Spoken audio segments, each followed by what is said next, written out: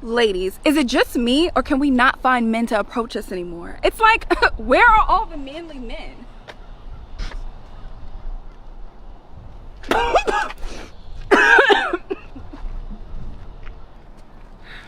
I mean, seriously, if this was back in the day, men would be all over me. Like, no man ever comes up to you anymore, asks your name, asks to take you on a date, and actually follows up on it. Like, dating today is so cooked. It's like I don't know what to do anymore. Excuse me, man, my phone died. Do you have the time by chance?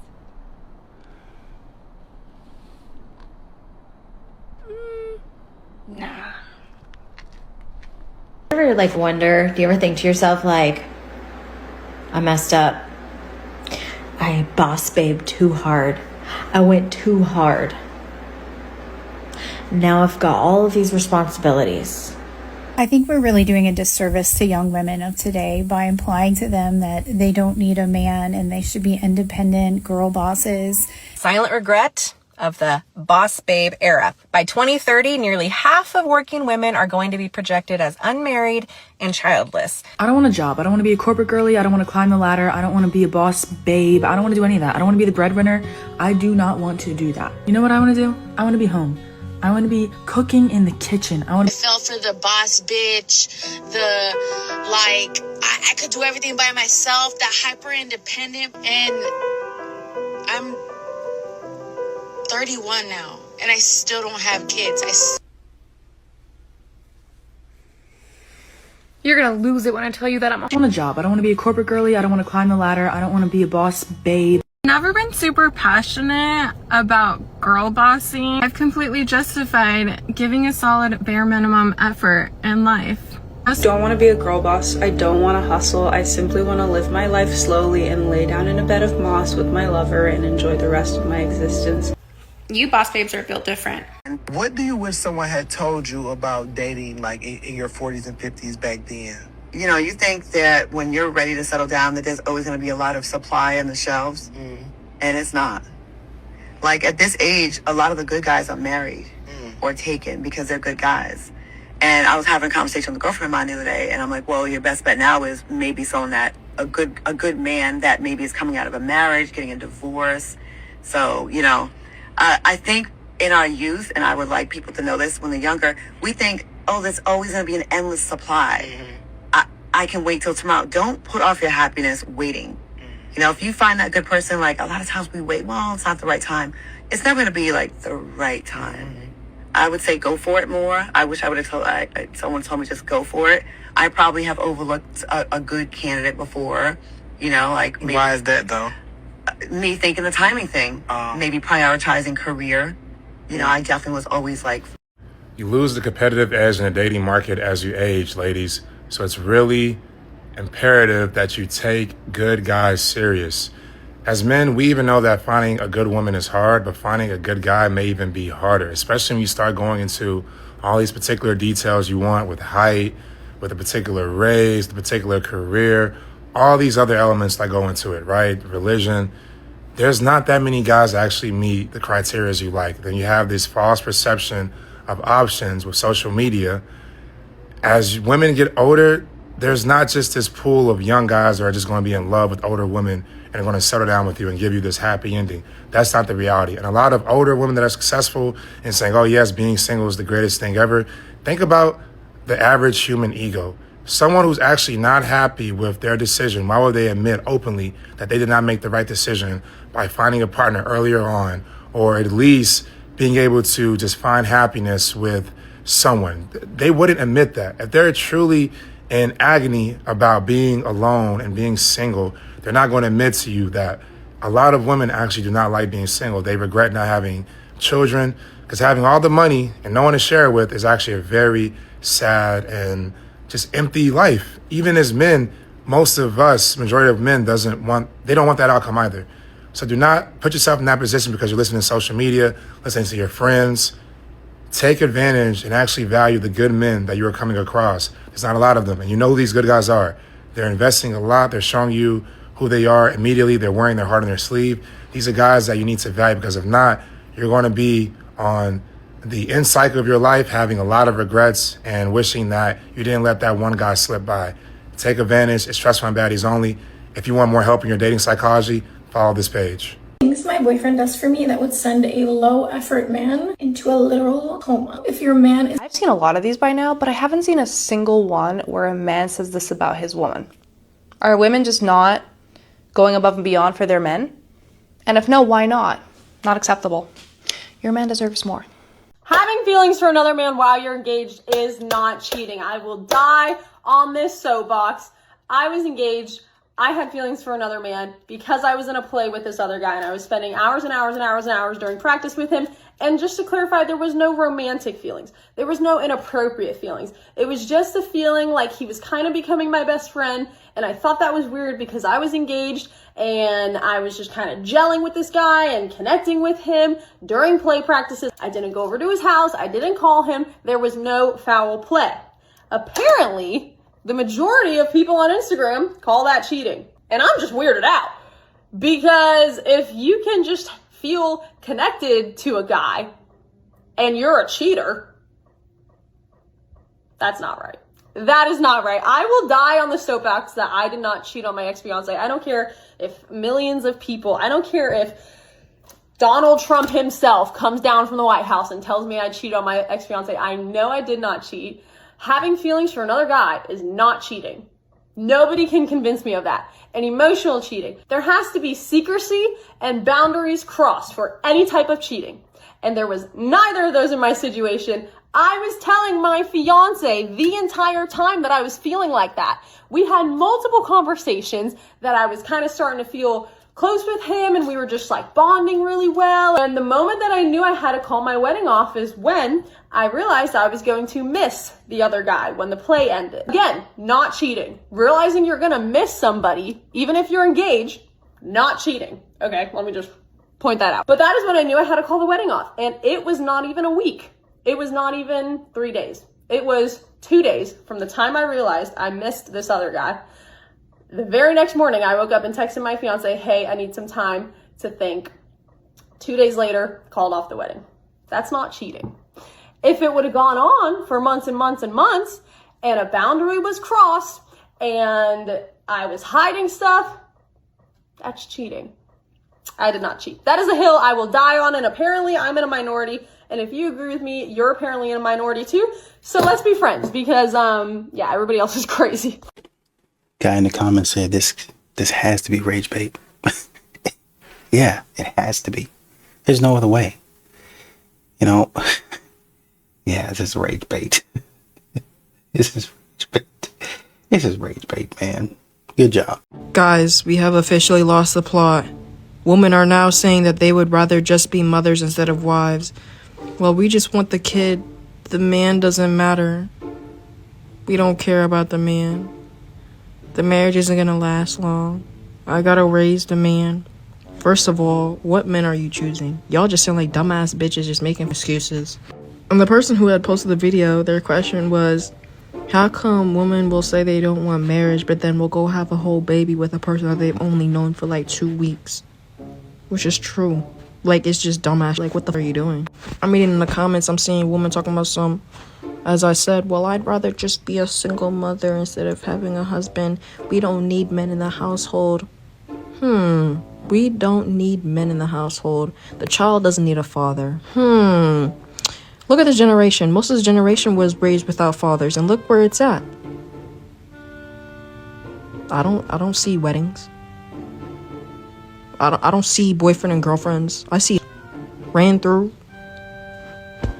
Like, that's all I see. Like, so let's be for real. Like, what is this hate? And I just want to remind y'all, the women are not on my page because I am a woman that was raised by a man. Men shouldn't be in the household. Why? Because then more women will be like me? Oh, because you want to call me a pick-me? Because you hate the truth. There will be more truth to be circling around. I feel like I said it before in a video in the past. Men don't like liars. Nobody likes liars for real, but men don't like liars. And women lie a lot. And if you think I'm lying, I'm just saying the truth. And I just want to add one more thing. We do need men because the fathers are there for a reason. The reason why father-daughter is a thing is because the daughters need their fathers because their fathers are basically role models of the type of man that you should be marrying. Literally. I tell y'all, I like smart men. Why? Because my father is smart. Do I want some dumb guy? No. I don't like men who show off their money. My dad doesn't show off his money. So why would I want a guy who shows off his money?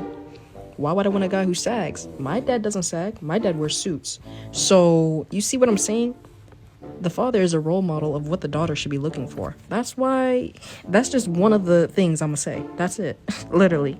Non-sexual things men do that I find attractive, part 2.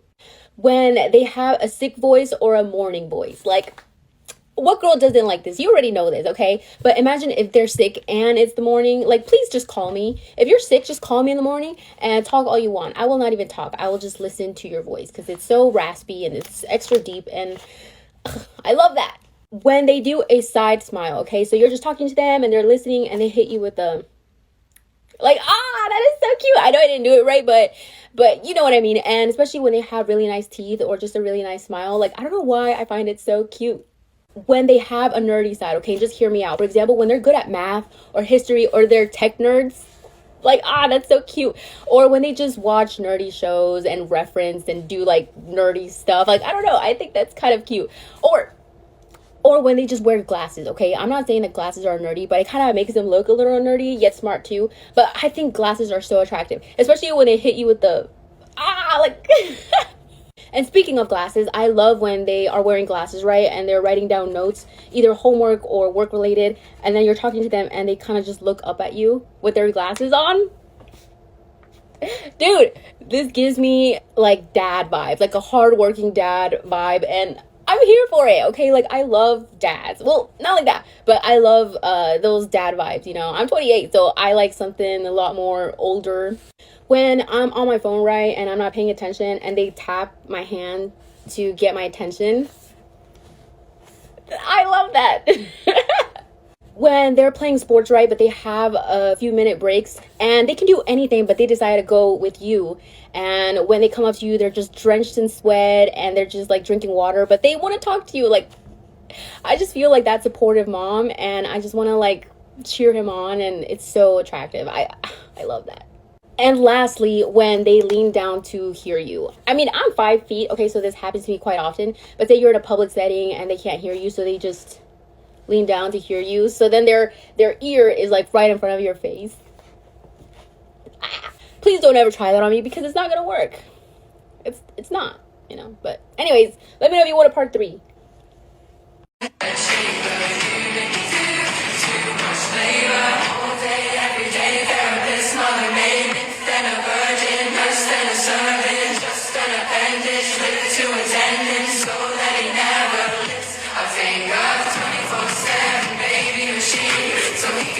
I have 3 things to say about this one. Number 1, I have a sneaky suspicion that this didn't even happen, that there was literally no man standing there. And it is essentially made up in order to receive attention online. 2, if there was a man looking your way, there are like a million reasons why he may have been looking your way in a public gym. He may have wanted your machine. He may have thought that you looked like somebody familiar and he was trying to figure out if he knew you. He may have not been looking at you at all and might have been looking beyond you, but it looked like he was looking at you. Or he may have thought that you gave him a funny look and he was wondering why this woman was staring at him. 3, it sounds like you need a private home gym, that maybe you just can't handle being at a public one. Because the bottom line is that when you're in public, somebody might actually look at you or may even dare to say something to you. Never trust a woman who gets mad at you for reacting to the damage she's causing. Here's how it works. She disrespects you, crosses your boundaries, maybe even humiliates you. But the second you react, suddenly you are the problem. She flips the script, calls you crazy, too sensitive, or says you are overreacting. That's the game. Make you doubt yourself while she keeps control. This is what narcissistic women do. They hide behind masks. In public, sweet, funny, admired. But behind closed doors, they disrespect, gaslight, and then punish you for daring to feel something about it. That's psychological warfare, brother. You are not crazy. You are being conditioned. And here's the truth. You don't need to fix her. You need to reclaim you, because you can't fix a narcissist. They won't change. The man you were before her, before she broke you down, is still inside you, waiting to rise again. And the moment you stop reacting to her narcissistic control, the strings go limp, and she doesn't get stronger, you do. You have it? I guess the saying is true. That's why you marry somebody ugly, right? Because they do stuff like that for you. Why don't you get... Do you know what's so crazy? I notice a lot of women get married to men they don't like or they're not attracted to, and you could just tell because they do this shit to certain types of men. You can kind of see how his self-esteem level is just by the way that he puts his head down. I don't see how that's funny. There's a lot of things I don't think are funny. Death pranks, cheating pranks, joking about being ugly, joking about dating somebody below your average or out of your league. I just think that saying stuff like that is not funny and will ever be funny. I don't care if you're a guy or a girl. If you go out of your way to say malicious things to your partner and disguise them as a joke, over time your partner's going to start believing them. Because how many times are we going to make a joke where you're calling me ugly or saying I'm not all that? And then you know it's so funny? Every woman thinks this is hilarious in the comment section. But if a man was to say, oh yeah, look at your stretch marks after a baby, now it's World War III, you're going to sit there and get so mad about how he's this, how he's that. Oh, he hates you, leave him. But if it's the other way around, it's just a little joke, huh? Women don't know how to joke. I have said this time and time again. Women will hit below the belt every single time, and it's not even a joke. They'll say things to emasculate you. They'll say things to put you down. They'll say things that'll have you keep rethinking that you're not good enough. And then these same women will complain about, oh my gosh, when my husband gets home, he sits in his car for hours. When my husband gets home, he plays the game for hours. Well, bitch, if you called me ugly and thought that that was a joke and told our child that in front of me, do you think I'm going to want to hang out with you? I think instead of men going back and forth with women, especially once they've been with them for so long, I think they kind of get so tired of you guys so much and that dumbass mouth you have that they probably just sit in sorrow and go, you know what? I'm just going to leave this because there's nothing I'm going to get out of it. And do you know how many times men come to women with their problems and the woman goes and says, well, it's because of this and and they make it about themselves instead of understanding that he has feelings and emotions too? So if you're doing these type of things to your husband and you wonder why all of a sudden he doesn't want to with you no more or doesn't want to deal with you, or maybe all the credit cards that he has up, he shuts them down so you can't use them no more, or maybe all the access you had to him, he cuts that off completely, or maybe he starts talking to somebody on the side, or maybe he starts talking to a mistress. I'm not saying cheating is okay. I'm not saying that these type of things are all right. But when you treat somebody unvaluable all the time and you want to joke around a lot and disguise it as a joke, even though it's not, don't be shocked when the repercussions to that are something you cannot handle. I don't understand how it's so hard to not comprehend. If you don't want something done to yourself, don't do it to someone else. If you get bothered at your man looking at other women, talking about other women, what would make you think that you'd want to hear that you were ugly? Do you want to feel less valuable? Do you want to feel like you're not good enough? Exactly. So I think I would tread very lightly doing stupid like this. I don't understand getting in a relationship or being married if you're going to be a bitch. There was recently a clip where a woman was upset that her man was ignoring her. I think they had gotten in an argument, and she said, we usually give each other space, and it had been about a week. And so she said, okay, this should be enough time, and she ordered him lunch. And then he came in, took the lunch, and then walked out. And she said, wait a minute, we should be talking. We need to be talking. What's going on? And he said, I don't have to talk to you. And she was like, what kind of sassy man does that? What kind of man does that? These men are so, basically they're not men anymore is what she was saying. And my point in watching that clip was, what did you say to him? Because you're calling him sassy, and it's different from other times. What was said? Why is he acting differently now? You just chalk it up to, oh, he's sassy, he's not a real man. But you probably said something disrespectful. You probably crossed a line. You probably pushed a boundary. And now you're trying to blame it on him. You don't want to take accountability. And the man don't want to talk to you. And now you're upset. This is kind of the same concept, except a lot of times modern women are joking or they're saying things that they really feel and they expect the man to take it. But when a man says, okay, cool, let me throw out a joke, then they get offended, and all of a sudden then it's how could you? You don't like women, you actually hate women. I'm going to break up with you. I did not sleep with my son. We were dating. Dating does not mean sleeping together. Anyway, now we're in therapy. It's very awkward. We're trying to work through it. No, we're not dating anymore, but I'm also suing him for emotional distress. Now, if he doesn't agree, my lawyer says we're going to take it to court. And now his family is mad at me. They're trying to say that I knew all this time. His family's mad at you. You're his fucking ma. What's going on here? Hey, this fucking world's mad, you know, trust. It's getting worse. That fucking video's mad. She's fucking horrible. Stay woke in these streets, Big Britain. I'm the federal government. Of course we can track you even when your phone is off. It's our duty to control, protect the citizens. I'm the federal government. Of course we monitor you online for behavioral trends. That For You page is really a For Us page. I'm the federal government. Hey, incognito mode is just a formality, bro. If you're watching transporters on the hub, we know about it. I'm the federal government. Of course we give the richest companies on the planet however much money they want. But no, we don't have the money to help the homeless. Ew. I'm the federal government. Wait, is that a country that has nothing to do with the U.S.? They have oil? Well, you know, their leader is a terrorist. It's not true, but you know how I get down. I'm the federal government. Of course we control the weather. I'm the federal government. Of course we did 9/11. Just needed a reason to get that oil. I mean, come on. You think some random dudes hijacked 3 planes and then ghost us? Not a chance, buddy. I'm the federal government. Of course we test mind control. Hell, at this point, we're not even testing it. We really doing it. You really think you chose that app, buddy? No, it chose you. I'm the federal government. Of course we can shut down the internet whenever we want. When your internet stops working, it's not a glitch. Some dumbass on Reddit just said too much this time. We had to shut it down. I'm the federal government. Of course all this stuff is true. We just count on you being too broke, overworked, and tired to care. Now get your ass back to work, you slave. It's actually hilarious to me how women on the internet think that I'm just this misogynist, that I must hate women because I advocate for men, right? Well, last night I was at a candlelight vigil for my buddy who passed away, and pretty much everybody from my old crew, those that are still alive, were there. Almost all of us, right? And some of the girls were there, and they reminded me that what they used to call me when they were younger was Mama Bear.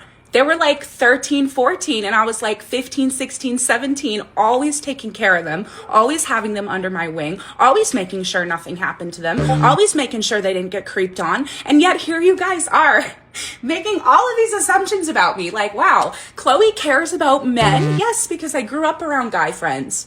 I grew up around men. I love them. They're my family. They're who built me. I would not be who I was today if it weren't for the crew that I grew up with, which were mostly boys. I just completely forgot that they used to call me that, man. Just completely forgot about it. It was so strange. And all last night I was hearing my old nickname too. Everyone's like, Cat, Cat. And I'm like, who the that bitch is dead. I haven't heard her in so long. Anyways, I just find it interesting that people make all of these assumptions about me, yet they don't know the first thing. They don't actually know. And it's so funny. So funny. So my man has to work the graveyard shift tonight, okay? The graveyard shift. And if you're in a relationship with somebody who has to work those hours, you already know you already know. I don't do well without my man at night. Okay, so this is really irking me and I'm trying to figure out what I can do to get my way because we always do, right? So I came up with a genius plan and my idea is to DoorDash my man some dessert. What's the dessert? Me. No, but for real. So I'm thinking actually what I'm going to do is actually DoorDash him something. Yeah. I don't even want him to know that I'm coming, right? I want it to be a full surprise. So yeah, I'm gonna DoorDash something, some insomnia cookies, right? That's the only dessert I can think of this late. So we're gonna do cookies, and then when I see him get out, walk out of his office, come meet the Dasher. Before he goes in, I'm gonna be sitting back there in the car. I'm gonna start flashing the lights, and then I'm gonna text him a spicy photo of me. And, I'm going to tell him, I have some more dessert for you if you just keep walking to the back. Follow the car with the high beams, baby. And he's going to be like, oh, my girl's so sweet. I get extra dessert tonight. He's going to think it's a pack of Oreos. No, baby. It's some spicy cubes because it's time for some spicy time. I mean, my man gets a 30-minute break. I don't know about y'all, but that's plenty of time to get things rolling. So yeah, feeling super spontaneous tonight. This is your sign to just every once in a while, be spontaneous with your partner, man. Like, life is short. Everybody wants to be surprised like that every once in a while. Men, yes or no? Like, you know I'm not wrong. Pull up to, come on the graveyard shift, like, he is going to be going back to work one happy man. You don't think at night somebody flashing their lights at him randomly would be a cause for concern? I get what you're trying to do here, but just with everything going on in the world, I think that you should be careful.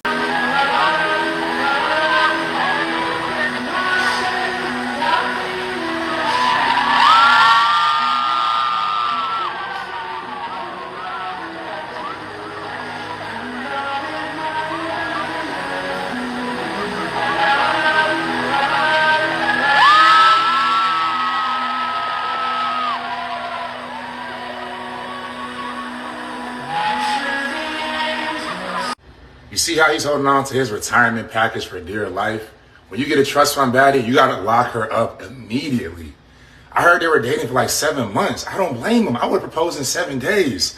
I usually don't even condone getting on one knee, but my girl net worth is like 3 times mine, where I'm getting on both knees. What are we talking about? This is how you do it. This is the trust fund baddie play. You get a baddie that's richer than you, then you lock her up. You already know Shelby is elevating bro's sales. She's elevating his social status, his social capital, his actual capital, anything related to business. This is how you make a power couple dynamic. You can't get this from no brokey. He's not getting this same type of ROI from no OF girl. He's not getting it from no IG baddie, no little influencer model girl. No, he went to go handle business. You got to handle business.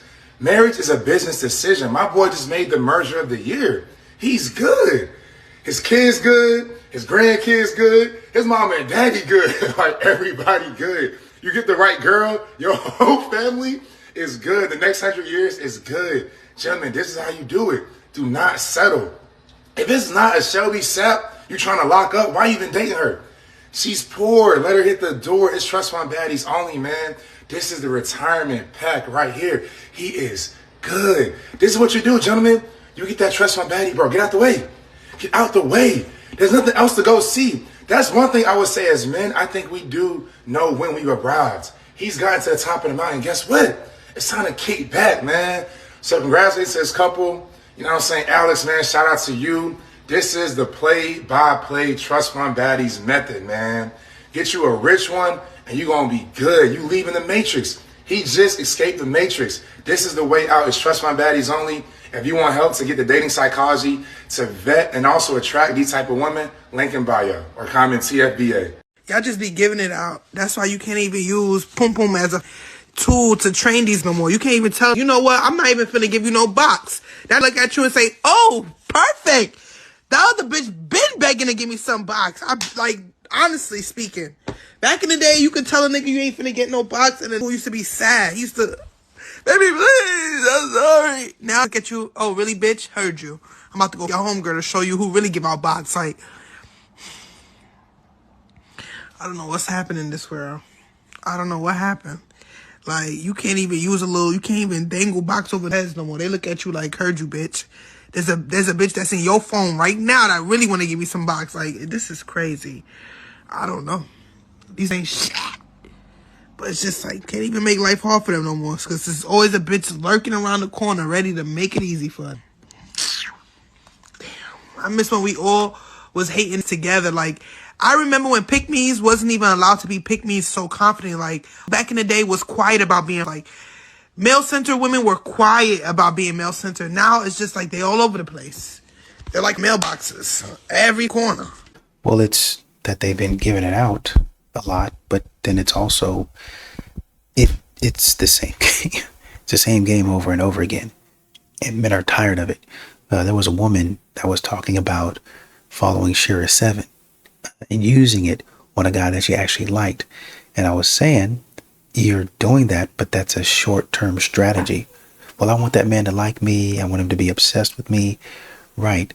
But you're using manipulation to get the man to fall in love with you. The man already likes you. There's no need to play these games. And that's what y'all do. Y'all continue to play games over and over again. And then when a man says, listen, I didn't come here for games, and finally lose interest, then all of a sudden, what do you have left? Well, I'll give you my box. You know what? For the stress, I don't want it. Is there a certain level of professionalism that one must keep even outside of their profession? Okay, with this whole Dr. Bryant situation, it poses this question. But if she wasn't at work, was the expectation that she remain professional? So I need to know, like, if you saw your doctor after work at a club twerking, would it make you feel a way about the level of care that she provides you within her practice? If you was fighting a custody battle and you had a lawyer and after work you saw him sitting at the bar pissy drunk and fighting people in the club, would you feel a way about the level of professionalism he brings when he's in that courtroom? Like, how would you feel if you was out and about and you seen Oprah twerking, Michelle Obama in a see-through jumpsuit? What if you saw Barack Obama in a pooh shiesty, Denzel in gray sweats popping his... I'm saying, will any of this make a difference? To me, people definitely have a life outside of the professions that they're in. But I also know that we live in a society where people judge you off your personal life. I think people seeing someone who is considered a professional outside of their profession and acting unprofessionally will diminish the respect that they have for the person in that profession. Did that make sense? So is there a level of professionalism that you feel like the people who service you must maintain?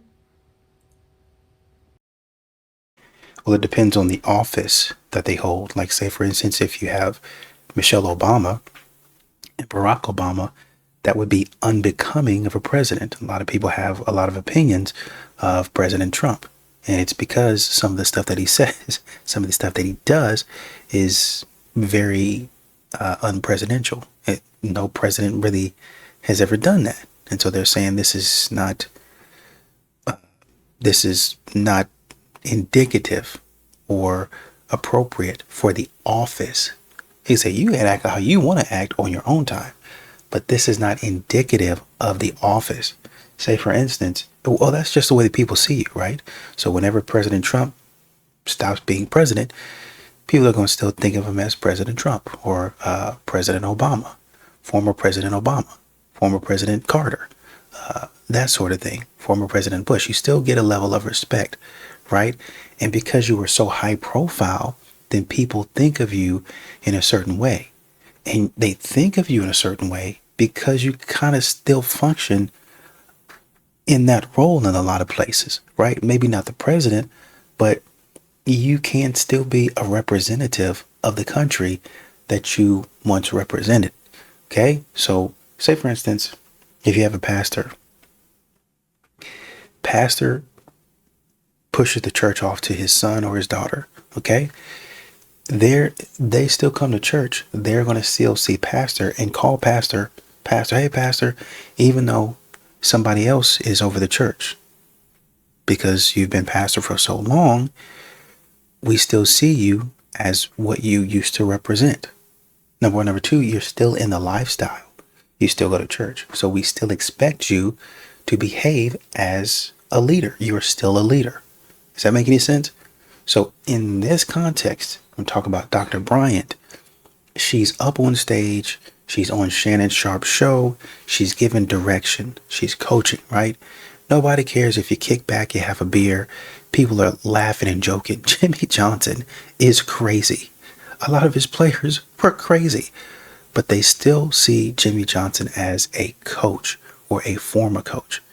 Don't mean that you can't have a little fun. As a matter of fact, people actually welcome it. You look at Bill Belichick. Oh man, he's not a statue. Craig Popovich. Oh, you know, he's kind of got that look on his face. But once he starts to cut up, then people are like, oh yeah, Pop is a fool. He's crazy, right? Because you hold a certain way that people think of you. Now, if some of the coaches start going out here and start, you know, getting into stuff that they shouldn't be. Oh, Robert Kraft, when he was out there messing around with or got in trouble for messing around with, I guess, SWs. Then there was like, man, what are you doing? Ime Udoka, I think that's how you say his name. You're a coach. How could you act like that? Why are you involved? The CEO of and the HR representative, it's slipping my mind, but the company, when they were at the Coldplay concert, this is unbecoming of a CEO. What they're really saying is this is unbecoming behavior of a leader. Okay? So certain things that you do, you people still see you as a leader, as somebody giving direction. And essentially what they're saying in this situation is, how can you give direction when you dress like this? I can see if you walked in with something a little bit tight. Well, he's like, well, I like to show my figure a little bit. But you walk through, you're talking about people needing, women needing to present themselves in a certain way. And then you come through and present yourself like that. There was no dress at all that you could have found that would have been a little bit more modest to a black tie event, a formal event. There was nothing else. I mean, at this point, you could have even showed a little bit of cleavage. You could have showed, like, you could have had like a little bit of a slit that was a little bit higher than normal. And people are like, ooh, she's trying to step out a little bit. That's kind of like, oh, Coach is trying to do a little bit. He's trying to get a little bit crazy. And we really saw the other side of Coach come out. Oh, we really saw the other side of Dr. Brian come out. But this is the side that people are like, why are you dressed like that? What was the need? For what? This is out of bounds. You can't teach somebody and talk to somebody about something. Derek Jackson, he was a relationship coach. He's talking to people about don't do this and don't do that. And then come to find out the man is cheating. you know, it goes against what you're preaching, I think, is essentially what it is. Some of y'all might call me petty for this, but if you know for a fact you gonna post a picture on Instagram, don't send it to me. Straight like that. And maybe this is just a relationship thing, but if you know that you posted that picture on Instagram or you planned on posting it on Instagram, I don't want it. I don't want anything that's accessible to the world, right? If you're going to send me something, I want you to send me something exclusive. If you're going to send me something, I want you to send it for my eyes only. And I'm not saying that the picture has to be explicit. I'm not saying that. I don't care if it's a picture of your ankles. That ankle shot was for me and for me only. And I don't want anybody else to have access to it. So if you're going to put it on social media, that picture's not for me. That picture's for social media. Don't send it to me. And I know there's a lot of people that feel the same way. What's for social media is for social media. But what's for me is for me. Click the link in the bio, book your one-on-one sessions. I'm also going on tour. I got a live show in Kansas City, Missouri. Get your tickets now. The link is in the bio. I have two boys, and so they punch each other and they kick and they wrestle and they hit each other. And I let them do it, and I don't yell at them and tell them to stop. The only time I ever yell at them is like if they're doing it in the kitchen, they're near me. I tell them to get up, like go to the living room and do that. Go outside and do that. I don't want it to be around me because you're gonna run into me or something. But I don't stop them from doing it. And when one hits the other, and if they try to tell on the other, I just say, I'm like, well, did you do something to deserve it? Because, like, here's the thing. In the real world, someone might actually hit you. I'd rather you figured it out from your brother early on. But from a parenting perspective, that's how I handle things. And I hope that's how you guys handle things. And that's how I kind of want society to handle things. Man, let the boys be boys. Let them be feral and wild. And let them figure that kind of stuff out. I want men to be able to fist fight. We need to off about 20 people from this planet. And we need to let our kids just be able to like duke it out on the playground and with each other, because we're going to build character and we're going to build really strong men if we can just do that. Do you think a single woman with no kids should be with a man who has 4 kids? I think if you want to, you can, especially if that man is emotionally regulated, emotionally intelligent, he makes good money, he's providing for his children. Sometimes that's just the way that the cookies crumbled. But most times when men have kids, I think the biggest difference is men that have children, oftentimes the masculine man does not have the children the majority of the time. The mother is usually the custodial parent. And because of that, it is a difference between if a man has multiple children and a woman has multiple children. If a woman has multiple children and she's trying to date somebody and a man has no kids and he does well in his career and all of these things, unless he doesn't want children himself and he is excited about stepping into a stepfather role, why would he choose a woman who already comes with a heavier level of responsibility and baggage when he does not have to? That's what I think. So can you? Sure. If it works for you, I love that for you. Make it make sense in your own mind. And if it doesn't work for you, then don't do it. We all get to do whatever works best for us at the end of the day. That's what I think. Men got an issue that ain't nobody focusing on. So men screaming to the top of their lungs, high suicide rates, high addictive rates, broken families, child support, all this. Nobody's listening to them. And one of the big complaints that men have is about whoredom. You get somebody that'll have Plan B up there that promotes sexual recklessness, because that's what those artists promote. If we care about the kids, which people say they procreate or have sex to care about the kids, but they practically abandon the kids and the children, and then you have women using these children to get over on the system, why would we support somebody who also puts out the idea that we're going to continue to facilitate this behavior and we're not hearing your problems? Kevin Samuels gave men the open door to say out loud what they had been saying behind closed doors forever. Getting weird. Pardon Vinny. To the woman suing the IRS to have her dog put on her taxes as a dependent and not just property.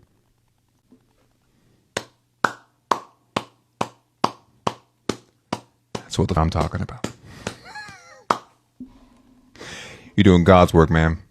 God's work. She states that under Section 152 of the Internal Revenue Code, that dogs qualify as a dependent. Meaning, they're in the house, they share a home with you, right? You pay for them, you take care of them, and they have no income. That's all our dogs, is it not? That's all our dogs. It makes sense. She asserts in her lawsuit that the evolving understanding of animal legal status, coupled with the state and federal regulation of animals as regulated entities, justifies the recognition of dogs as quasi-citizens entitled to limited civil recognition, including dependency status of tax purposes. Listen, anytime you can to the IRS, I'm with it. So, girl, do your thing. We are rooting for you. And why did you pop your balloon? She's just not my flavor. I'm big into health and fitness, and she's not, so just respectfully. I love all my finest, and you don't have to. I'm good. God be with you. Is he someone that's your type? And what's not your type? He too bougie for me. I like a down-to-earth female, and he's too uppity for me. I know this is confusing, but in girl talk, he hurt her feelings, and he, in fact, was her type. I would love to just see someone in this position go, cool, I'm fat, you don't like it, and that's the way it is. Not go and try to insult him in some manner. At the end of it, that's how you know that her feelings were hurt, and that's all I'm going off by, I guess, but... It's not confusing at all. We knew she got her feelings hurt, so she just made up something on the spot. I don't know why her brain didn't think fast enough to say he's too bougie for me, but that's not what she meant. She just meant, she really wanted to say he's too sassy. That's what she meant. He think he's too much. That's why she said bougie. No, when you say bougie, you mean rich, but basically you're too uppity. You think your stuff don't stink is basically what you're saying. It's like, you don't work out, man. We don't live the same lifestyle. Like, not at all. Not even close. Accept it. So everybody put your hands in the air. It's an all-night party that we're getting into. You think it's all over, then I know how to reduce myself into nothing in order to save. Nothing. That's a skill right there, bro. So that's a real skill there, bro. Even to the point when I started the How you clothes paying your shop. rent? And how you paying your rent at the same time? That's it. Just paying rent. What's the expense other than that? Food. Where am I going? Brother, food don't cost as much as you want depending on what your appetite is. A man can reduce himself into nothing. Not everybody does. Because if you're dealing with your feelings and your appetite, and one thing about me as well, I can eat the same thing for 6 months. Don't feel no way. I don't need no variety. I can't, bro. I'm not exciting. Wow. I can be exciting. I can have the most lavish taste. So when I'm living, I'll be eating salmon steaks every day. I'll be eating chicken breast. I'm not buying nothing but chicken breast, prawns, and salmon. But you see, I know how to reduce myself into nothing. I know how to come and take over a room.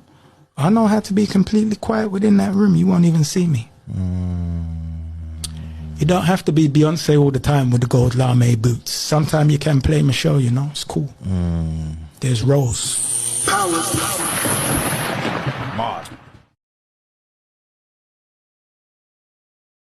Black men ain't romantic. No, they're not romantic with you.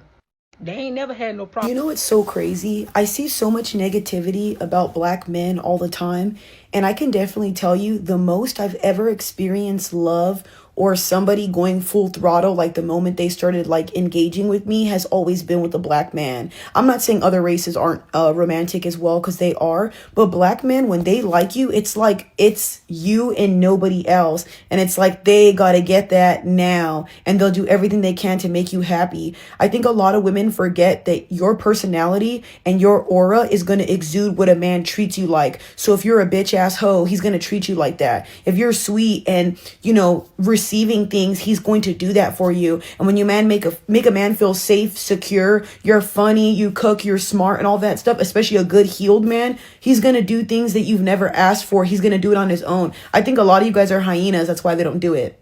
And that's really the long and short of it. You really say that for a lot of men, right? It just depends on the woman that you are. Seeing a woman that's in a relationship with a black man, she's white. So, and I've seen vice versa. You're seeing a black woman with a white guy, and according to her, he treats her pretty well.